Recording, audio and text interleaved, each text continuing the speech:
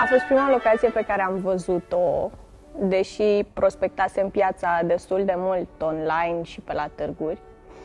Și primul motiv pentru care am fost curioasă să văd locația era că era foarte aproape de casă și erați nou deschiși și nu știam că în cartier la mine a răsărit așa ceva.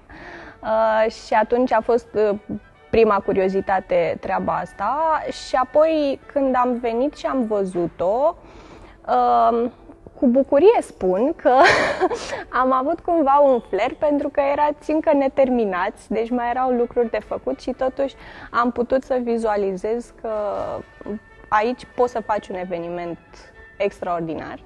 Și ca să punctez așa niște lucruri concrete, niște argumente concrete, în primul rând că e o sală imensă cu care poți să te joci cum vrei tu, deci poți să faci absolut ce vrei.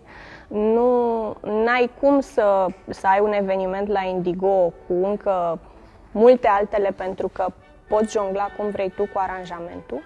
Faptul că e un suflu nou pe piață, nu ai stâlpii de care tot am vorbit și o să vorbesc mereu, și mocheta îmbăxită, și tapetul vechi și scorojit de pe pereți, și husele de scaune clasice, ca să nu le spun mai urât, și tot vibe-ul ăsta cumva modern. Exact cum spunea și soțul meu, am avut impresia că suntem cumva în club, adică o chestie foarte, foarte mișto, că luminile și absolut tot. Nu cred că e vorba de un singur diferențiator, e vorba de tot pachetul.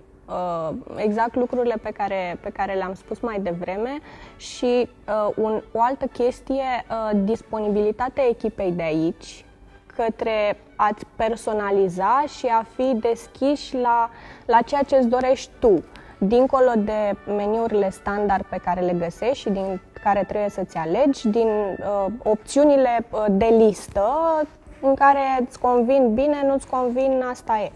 Și cred că și factorul ăsta, pentru că sala în sine, fără o echipă pe măsură în spate, n-ar fi fost suficient. Pentru domnișoarele care și-au găsit prințul din poveste și vor să se căsătorească și au nevoie și de cadru perfect să facă treaba asta, cu siguranță aici își pot îndeplini orice fantezie.